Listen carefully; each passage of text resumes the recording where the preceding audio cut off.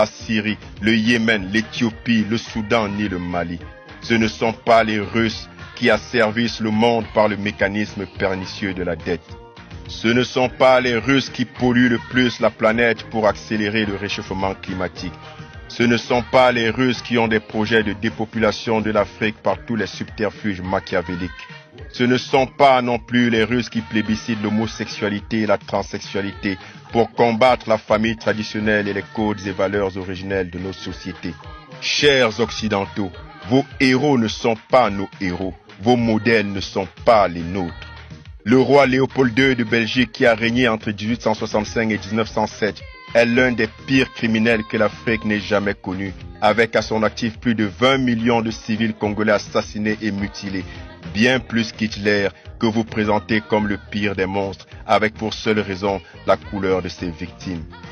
Et pourtant, vos livres d'histoire et vos rues rendent hommage à l'assassin Léopold II comme un civilisateur de l'Afrique et un contributeur majeur à la prospérité de la Belgique et de l'Europe, du fait du pillage du Congo, l'un des plus vastes et riches pays d'Afrique, qu'il avait décrété en son temps comme étant sa propriété privée. Charles de Gaulle, que vous considérez comme le héros de la France, ne peut bénéficier d'aucun autre attribut en Afrique que celui de criminel, au regard de la multitude de ses œuvres macabres, dont des millions de victimes au Cameroun, en Algérie et partout en Afrique. Au XIXe siècle, le docteur américain James Marion Sims a pratiqué des expériences chirurgicales sans anesthésie sur des centaines de femmes noires qui lui ont servi de cobayes humains.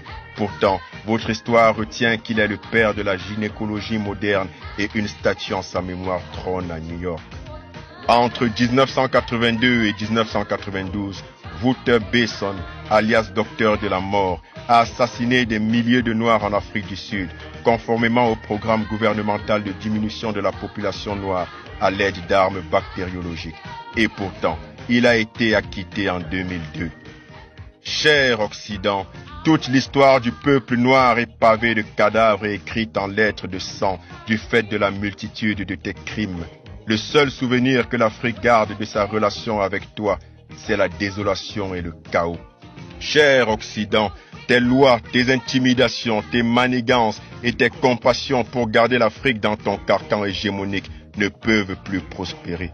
Tes promesses d'aide, d'assistance, de droits de l'homme et de démocratie, tu peux les remballer. Ta face hideuse ne peut plus être tolérée en Afrique. Le divorce est consommé, le mariage était forcé. Pour l'Afrique, tu es son pire cauchemar. L'Afrique n'a pas à demander la permission de l'Occident pour choisir ses partenaires. Quand on